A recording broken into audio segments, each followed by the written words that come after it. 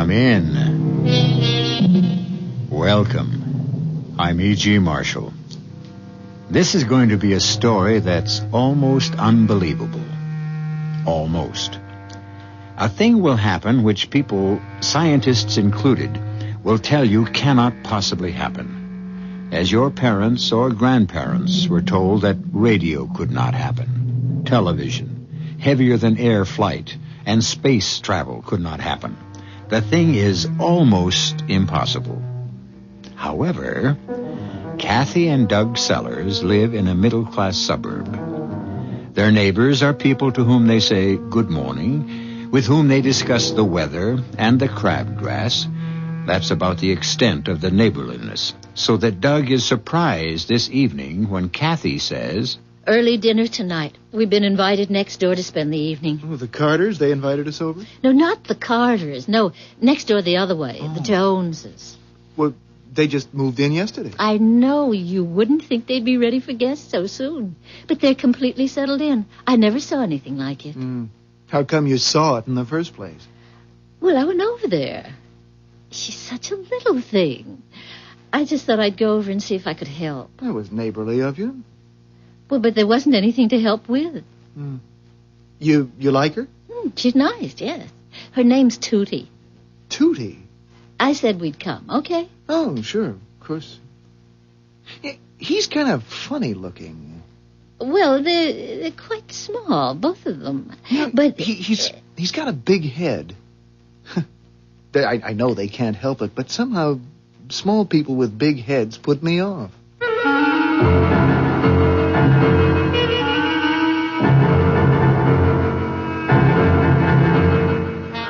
Our mystery drama, Through the Looking Glass, was written especially for the Mystery Theater by Fielden Farrington and stars Anne Shepard.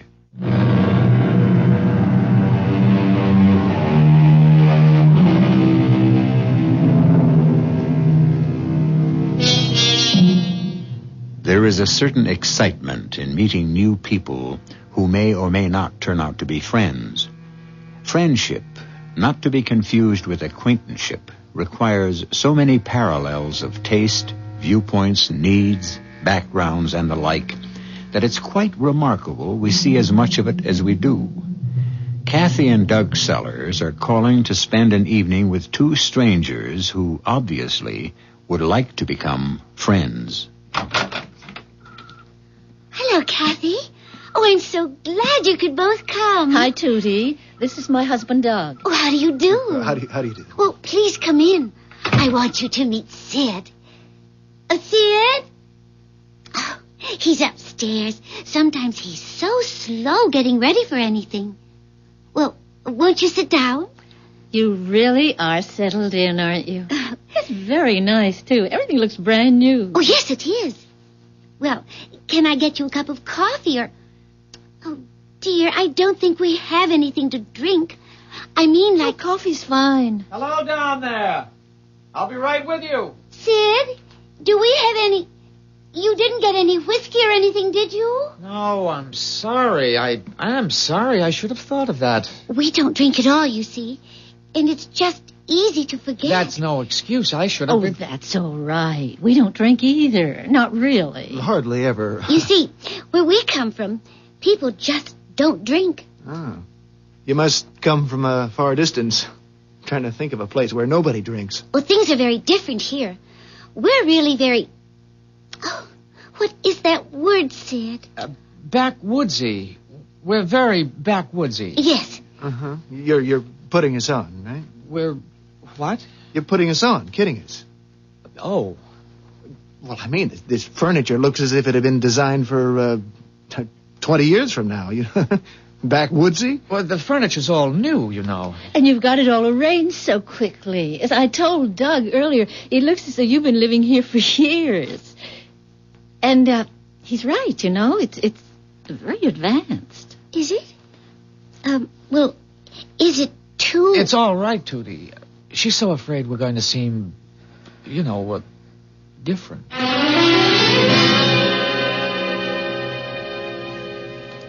Doug, did you hear what Tootie just told me? Sid's in the same business you're in. No kidding. Are you an inventor, Doug? No, I'm more like a designer, actually. Internal combustion engines. Oh, we're not too far apart. As a matter of fact, I'm working on something right now that may put you out of business. Oh? What would that be? I've got a motor that's powered by solar energy. Oh. By sunlight? Just sunlight? Yes. Well, not the light itself, of course, by the emanations. Does it work? Oh, yes. Would you like to see it? See it? I've got a working model down in the basement. A solar energy motor in the basement? Oh, I see. It doesn't need the direct light. And besides, it stores. Do you want to see it?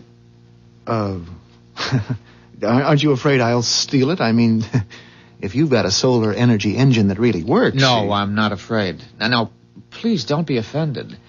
I've had to work out some pretty radical new mathematical concepts that... Well, you wouldn't understand them just looking at the model. Nobody would. Okay. I'd love to see it. Good, come along. The good thing about it is you don't even need a sunny day. All you need is the sun on your side of the earth.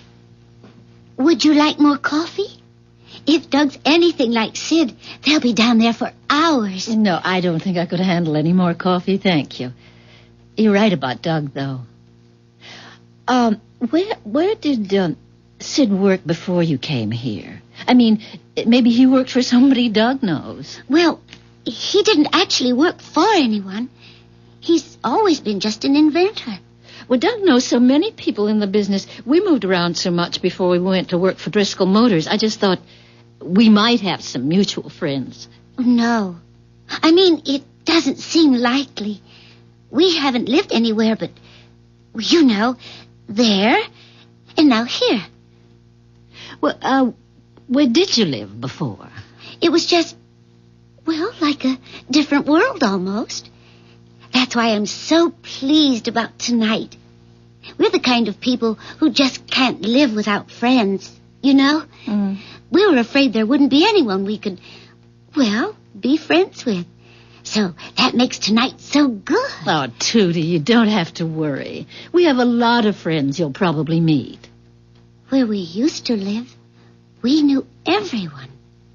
Just everyone. Oh, that must have been nice wherever it was. Oh, yes. It was all we knew, of course. In many ways, it's better here. Much better.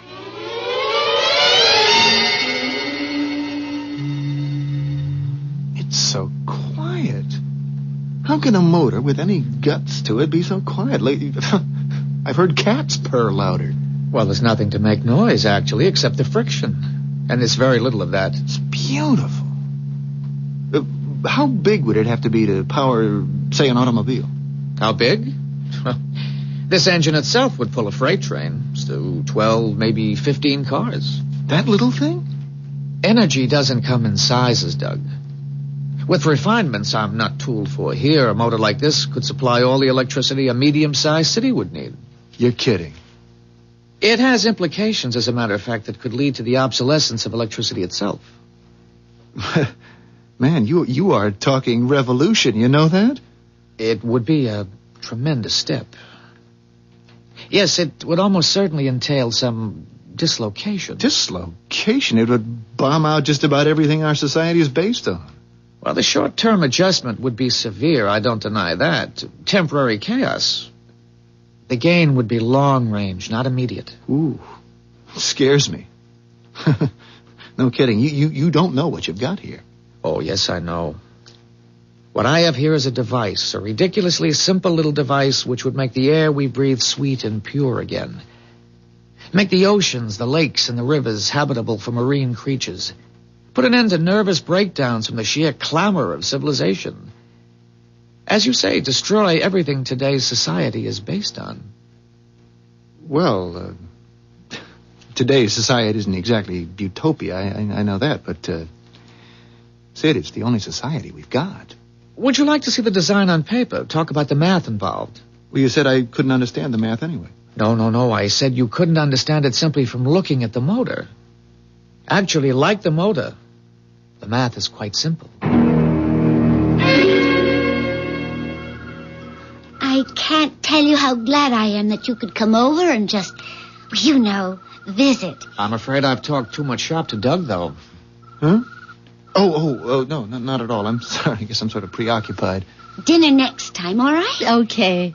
I'd love to watch that gadget of yours turn out a whole dinner. Let's go, Kathy. I mean, I do have to get to work early tomorrow. I'll be in touch, Sid, okay? Good night. Good night. Good night, and thanks again. Disapprove neighbors? What did you say, Tootie? I say disapprove. Oh, I'm sorry. We agreed not to speak that way. Not even when we're alone. Oh, I keep forgetting. Did you approve of the neighbors? Yes. On the whole, yes, I think so. What did you think of her? Well, it's hard to get used to these big, clumsy people, you know. But I rather liked her. She's a little inquisitive, but I guess that's natural. It's nothing I can't handle. He's a good man. He does have that stupid short-sightedness they all have. But I think he'll do.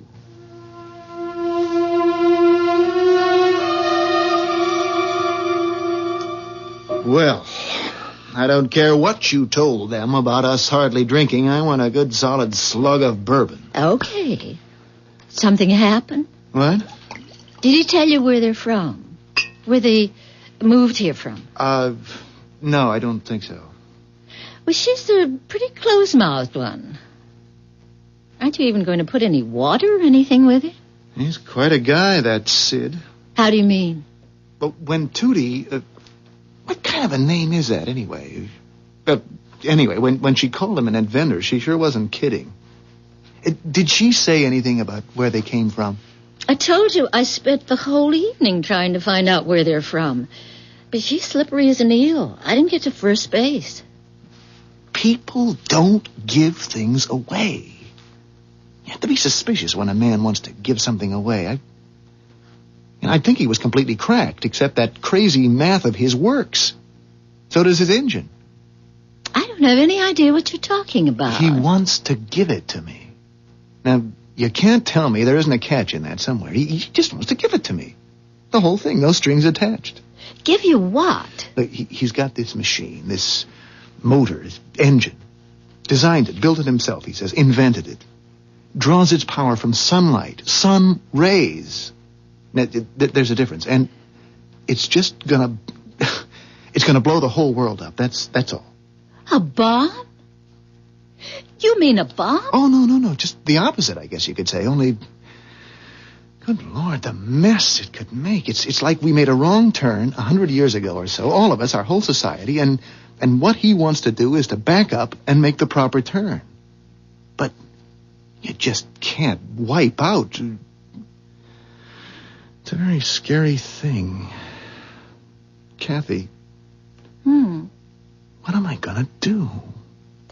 Well, I don't really understand the problem yet, Doug. Okay. He's got a machine that takes its power from the sun, okay? Okay. Yeah, and that's about the size of a small vacuum cleaner, and it could power a city.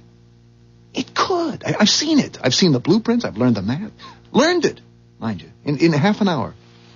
And all our old math, everything I spent my life learning, it's all just silly kid stuff. He wants... Did you say he wants to give all this to you? Now, figure what it means. Everything we know is down the drain. Now, just think about oil. You've got 50 billion or so barrels of oil tucked away, and you're using it to make the world market go where you want it to go. All of a sudden, your 50 billion barrels of oil aren't worth the price of half a dozen loaves of yesterday's bread. It's not going to make you happy. It's going to make you feel very... very restless and insecure, or you manufacture, or all your money is in something or other power and light company, or you work in a gas station, or you're a coal miner, or I don't care, you're anything.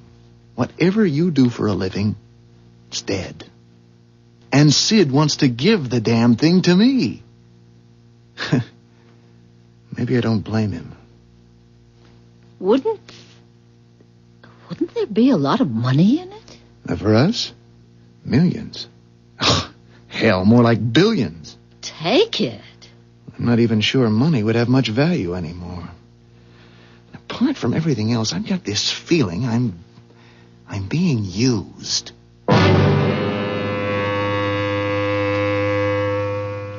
There's a very good chance that Doug is being used.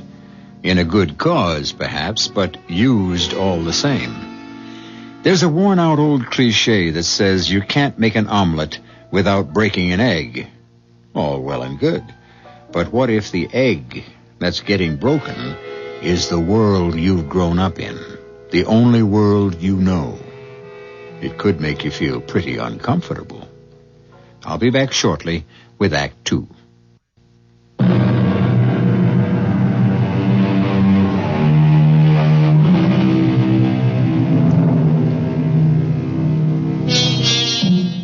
Doug Sellers didn't have a very good night's sleep. He and Kathy spent most of what was left of the night talking about their new next-door neighbors, Sid and Tootie Jones. That is an odd name, Tootie, isn't it? At any rate, Doug's mood isn't the best this morning. I'm going to have a talk with old Driscoll today. About Sid's gadget, the solar thing? About how hard the guy's working trying to give it away. There's something spooky about that. I don't like being spooked. You said Sid's crazy to give the thing away. Aren't you doing the same thing if you tell Mr. Driscoll? If I decide to take that nutty engine from Sid, and I haven't made my mind up yet. I couldn't possibly handle it on my own. It's going to take a lot of money to get a solar-powered motor in production. I'm not even sure Driscoll Motors is big enough. But won't you have to give some of it to Mr. Driscoll if you bring him into it? Only if I decide to accept from Sid. And if I do, the whole thing was a gift to me in the first place.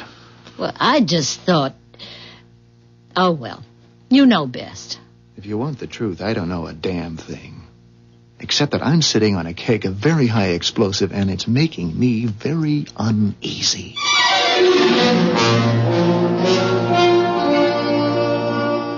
So, that's it, Mr. Driscoll. The motor works. I saw it work, and it's just... You wouldn't believe it without seeing it. I studied the engine, too, and it would be simpler to make than most of what we're doing now. Simplest thing you ever saw, really. Except it's based on a completely new concept. My first reaction, Doug, is nonsense. Sure, that'd be anybody's first reaction.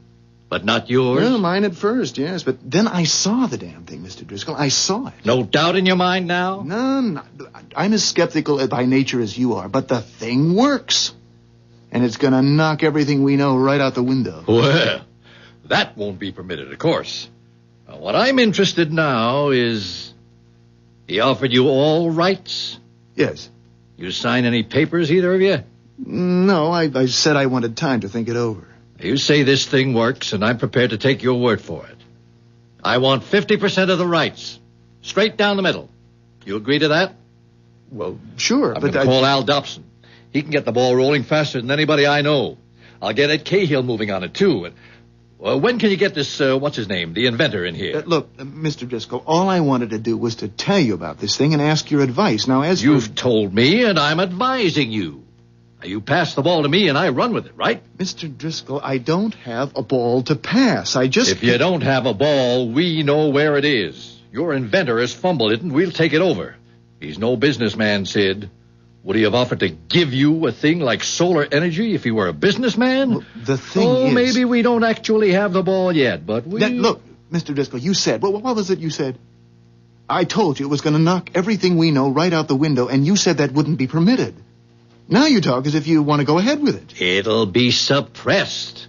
Don't you worry about that, Doug boy. They'll buy us out. Oh. You think the oil industry would let a gadget like this go on the market? Not in a million years. And the auto manufacturers? Good Lord. Think what it would mean to them, just the retooling alone. Don't you worry about it, Doug. They'll buy us out. I don't think Sid Jones will go along with that. He'll go along. I told you, he's fumbled. When you fumble, you lose the ball.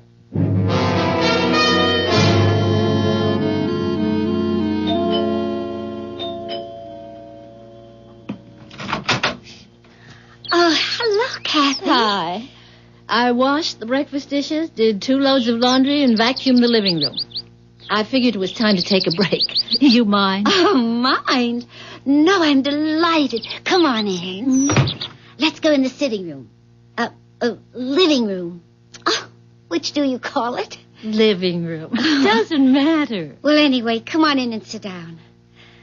I didn't have anything to do either. I was just... Oh, I forgot to turn off the television. That's a television set? Oh, you know Sid. It's one of his inventions. He'll drive me crazy with his inventions one of these days. But the screen's the wrong shape. It's so big. It looks... What it looks like when you turn it off is a full-length mirror. Well, that's the idea, I guess. People would rather have a mirror in their sitting room than a box with that big blank screen staring at them. Oh, I don't know. I don't try to keep up with Sid's inventions.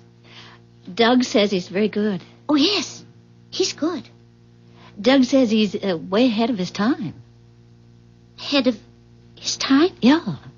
You know, inventing things the world just isn't ready for yet. Like that solar energy thing. Well, he is very advanced in his thinking. Yes. Sid is very advanced. And he's worried about what do you call it? The ecology. Yeah. Tootie, Doug was very upset last night. Oh? Sid wanted to give him that solar energy thing. I mean, you just hand it over to him. Let him take out the patents and take all the credit and make all the money. Oh. Sid didn't tell me he'd gone that far. Why would anybody want to do a thing like that, Tootie?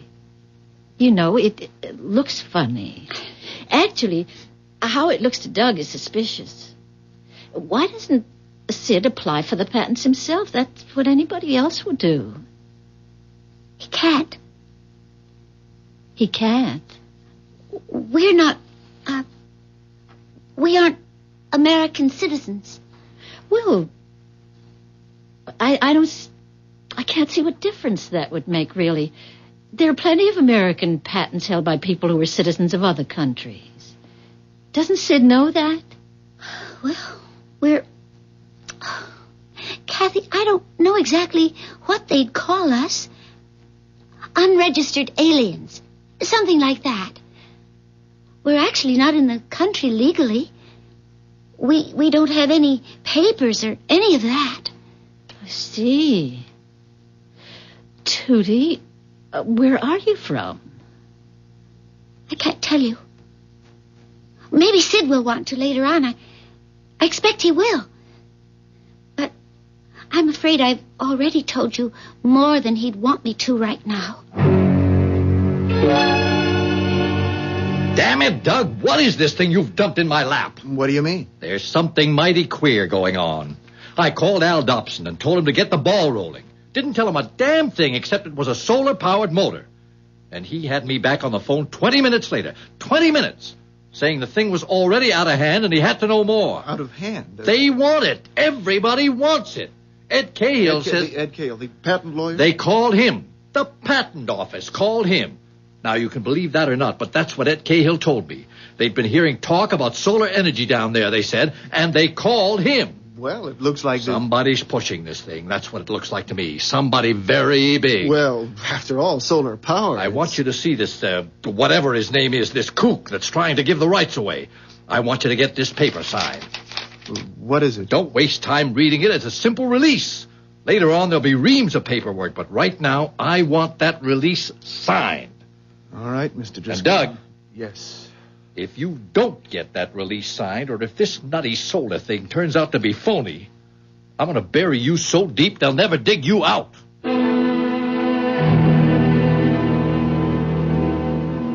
should never have talked to Driscoll about Sid's invention.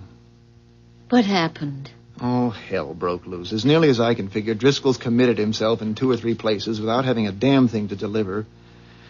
Everything's moving so fast, it's a mess, that's all. Dear. I talked to Tootie this morning, like you said. Hmm? You find out anything? They're what she called unregistered aliens. She said that herself. They're in the country illegally. Oh, good Lord. Doug, what does it mean? I don't know what it means. Trouble, that's for sure. That was why he wanted to turn the invention over to you, Tootie said. He doesn't have any papers or anything. I mean, no ID, no Social Security, nothing. And he knew he'd get into trouble, I guess, if he started messing around with patents and all that. He's in trouble, all right. Why? You going to do something about it? I'm going to call Driscoll and tell him. Oh, Doug, do you think you ought to? Couldn't you just... Oh, poor Sid.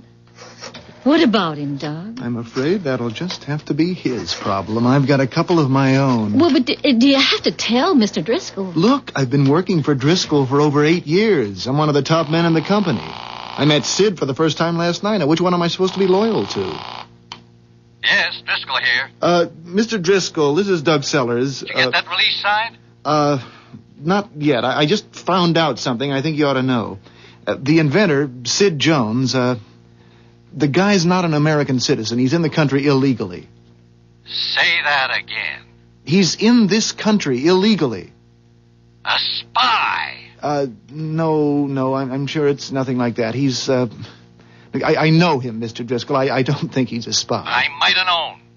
Solar energy, my foot. He's a lousy spy. That thing of his is probably some kind of bomb or something. He's made you believe that... Come on, Mr. Driscoll. I'm not that stupid. That engine that I saw last night was... All right, I'll fix his wagon. You watch me. Thinks he can make a fool of Thomas P. Driscoll, does he? What are you going to do? Never you mind. Oh, boy. What'd he say? He's decided Sid's a spy. I guess he means to blow the whistle on him. You don't think he is, do you? Sid? A spy? No, I don't know. I don't think so. Shouldn't we go over and tell them? I mean, after all, if they're in trouble, it's our fault, too, isn't... Well, at least it's partly our fault.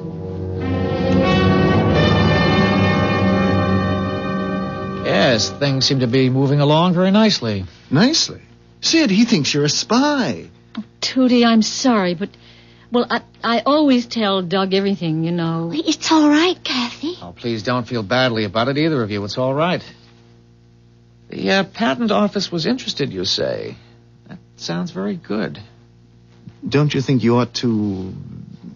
Look, I mean, old Driscoll is going to do something. And that's for sure. And if you're not in this country legally... It's all right, Doug. Really it is. Did you say this Mr. Driscoll gave you a paper he wanted me to sign? Well, yes. Do you have it with you? Yes. Sid, There is something very odd about all this. I mean, you're giving away... Sid, do you realize what you're giving away? Yes. What? Tell them, Sid. Don't you think they have a right to know after all that's happened? Yes. I want to show you something, Doug. You and Kathy. Oh, the TV.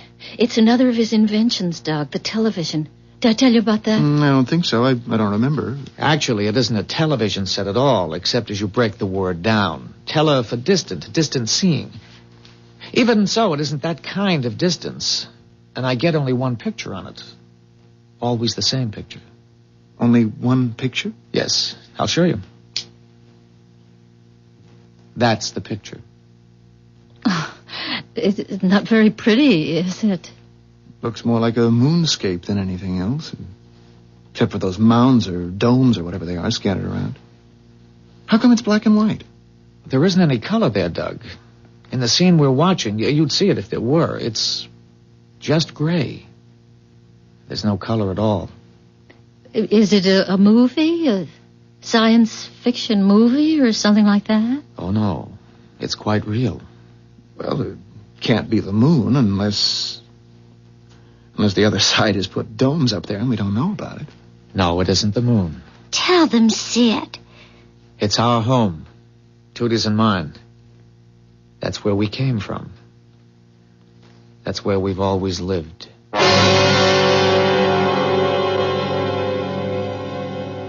An alien world, old enough and weathered enough to look like our moon. Well, we've all heard or read stories about such places. That was fiction, of course. But it hasn't been so very long since it was only in fiction that men put on spacesuits and blasted off from Earth and later walked on the moon. Today's science fiction has an unsettling way of becoming tomorrow's fact. I'll return shortly with Act 3.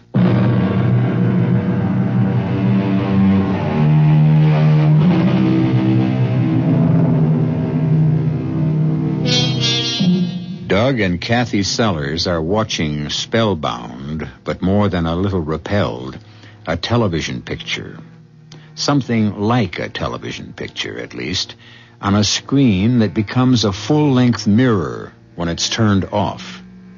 The picture is a dismal one, a bleak landscape, gray, rocky, and barren as the moon's surface, except for several dome-like structures placed here and there at apparent random. This, Sid and Tootie Jones claim, is their home. There's no place like that on this planet, Sid. No place that I ever saw or heard of. It's on this Earth. We're not space travelers. Oh, I don't blame you for wanting to leave it, wherever it is. Well, if you're not space travelers, then what kind of travelers are you? Let's all sit down. It's a long story.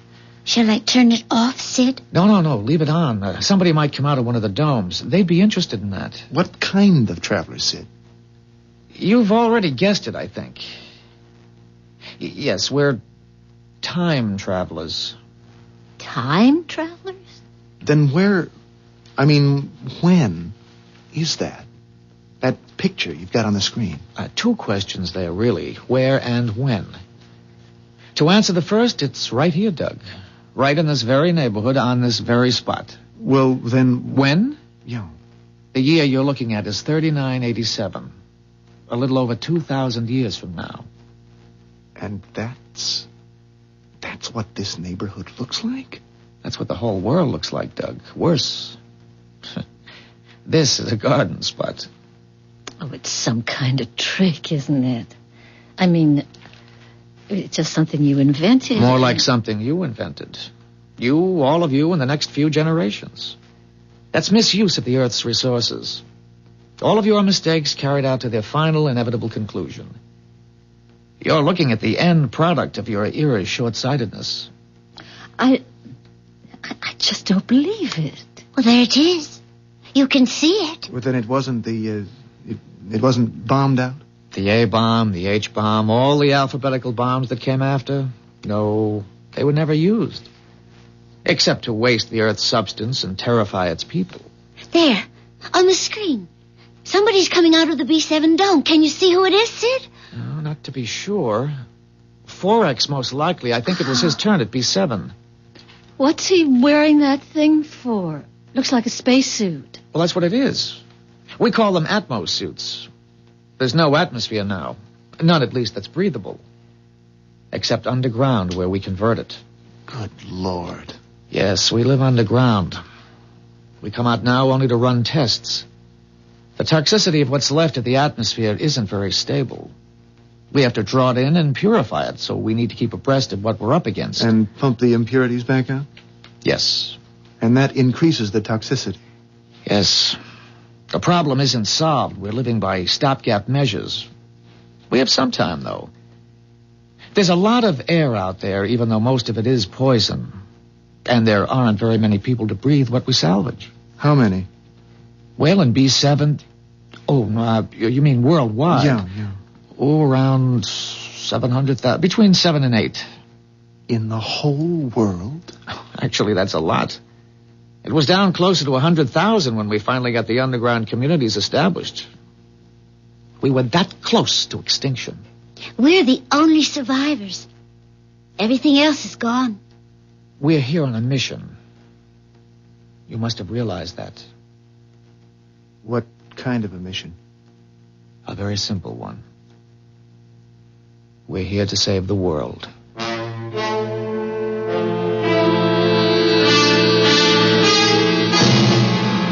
Sergeant Wilson. Yeah, I want to talk to the chief of police. He's out of town. What can I do for you? Listen, I'm Thomas P. Driscoll of Driscoll Motors. I want to report a spy. Report a spy. You'd like to give me the details? I can only give the chief the details. No way, Mr. Driscoll. I offer you a spy, a genuine spy, and you won't put me... All right. All right, I'm coming over there. By God, I pay my taxes and I'm entitled. I'll be over there in 10 minutes. Did you say save the world? You're here to save that world 2,000 years from now? That world, which of course is simply this one grown old. That's a dead world. It's beyond saving in our time.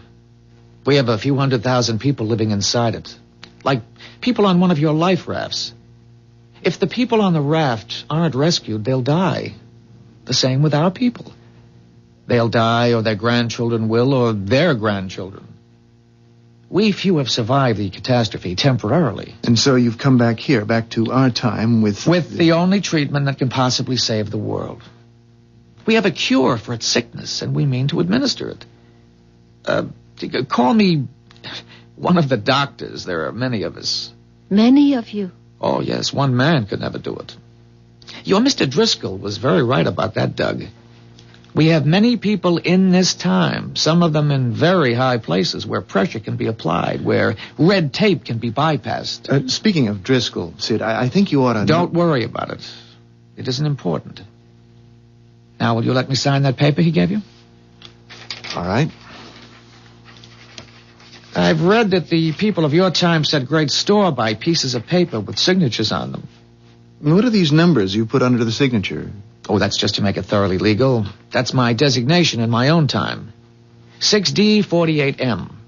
We have numbers instead of names, although we still use nicknames. Mine actually is Sid from 6D. My designation is 2T93K. Tootie. 2T. That's kind of a cute name, though, once you get used to it. Well, if you had time travel, why did you wait until the world got into such a state? Time translation is a relatively recent discovery. But why this particular time? Why not earlier or later? Oh, no, irreversible damage has been done at this time. As a matter of fact, it was at this time and point that the depletion of resources began accelerating so rapidly that it got out of control. Any later would have been too late. Well, much earlier, you wouldn't have had the technology needed to use what we wanted to give you. I hope I haven't spoiled it for you. For all of us. No. If it doesn't work, it's nobody's fault but my own. I made the decisions. It was my assignment.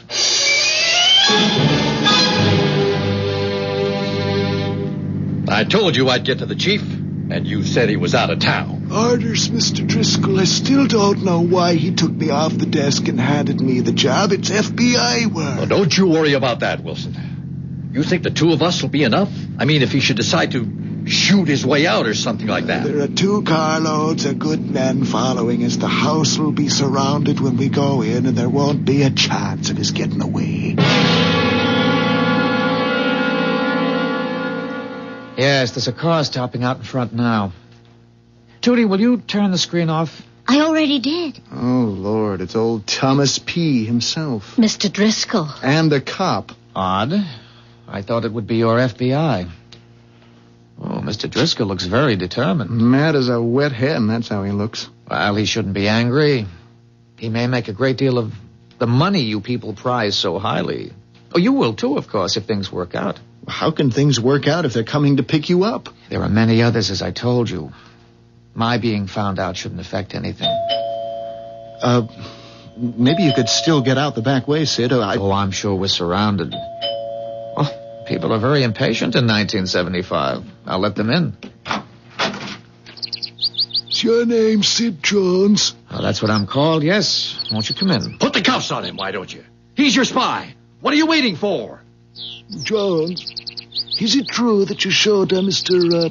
Sellers, is it that you showed him an invention of yours last night? Well, yes, it's still down in the basement if you'd like to take a look at it. Sergeant, you'll be making a great mistake if you arrest this man. Have you lost your mind? Sergeant, I can prove beyond any question that I am not a spy. Will you allow me to show you the proof? Watch him, Wilson. He's up to something. We got only your word, Mr. Driscoll. Go ahead, Jones. Thank you. Tootie, will you help me with this? Wilson, are you out of your head? What's back of that looking glass, Jones? What's the glass got to do with this? Well, that's what I'd like to show you. There's no danger, I assure you. No danger, he says. Just don't try anything. Tootie, The third button? Yes, the third button. What's happening? That's no mirror. Look at that thing. It was turning all milky, foggy. Wilson, why don't you do something? He can't get away. Give the guy a chance. I think it's ready now, Tootie. Stop her! For God's sake, somebody stop her. She's disappearing into that looking glass thing. Goodbye, Doug. Goodbye, Kathy.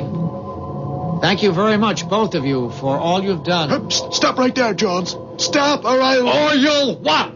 He's gone, you idiot. You let him walk right through that looking glass. It's changing again. Look, Kathy, it's making a picture. Oh, my God. A park. It's a beautiful park with trees and flowers and people walking around. And not in those miserable spacesuits either. No. It's bright, pretty clothes. And children play... Oh, Doug, it must... Look, there's a dog, a little poodle. For God's sake, what kind of mirror is that? Break through it, you fool. Smash it. I don't care what it is. Smash it. I guess you're right. Now, please stand aside, all of you. What are you going to do with that gun? Just use the butt of it to break the glass, ma'am. Now, please stand clear. There's nothing back there but the wall. Just a plain blank wall. Oh, I almost forgot. Here's that release you wanted Sid to sign, Mr. Driscoll. I don't want the damn thing. I don't want anything to do with him and his magic mirrors. I don't want any part of any of it. I don't think you really have a choice, Mr. Driscoll. That was a park we saw through the looking glass before the sergeant here smashed it. And if they have a park, we have solar energy. We couldn't change it if we wanted to.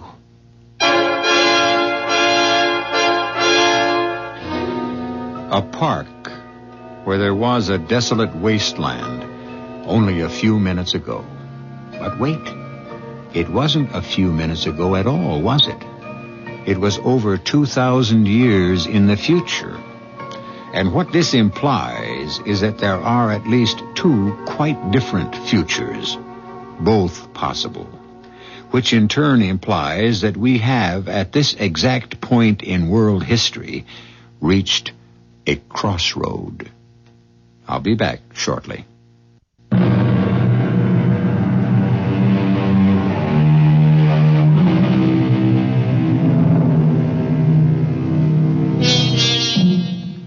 Perhaps we shouldn't be surprised if one day, before too terribly long, we hear that solar energy is in the process of being harnessed. In any case, I believe that 6D48M, alias Sid Jones, has given us something to think about. Let's hope the right people do the right kind of thinking. Our cast included Ann Shepard, Jack Grimes, Evie Juster, Russell Horton, and Ken Harvey. The entire production was under the direction of Himan Brown. This is E.G. Marshall inviting you to return to our Mystery Theater for another adventure in the macabre. Until next time, pleasant dreams.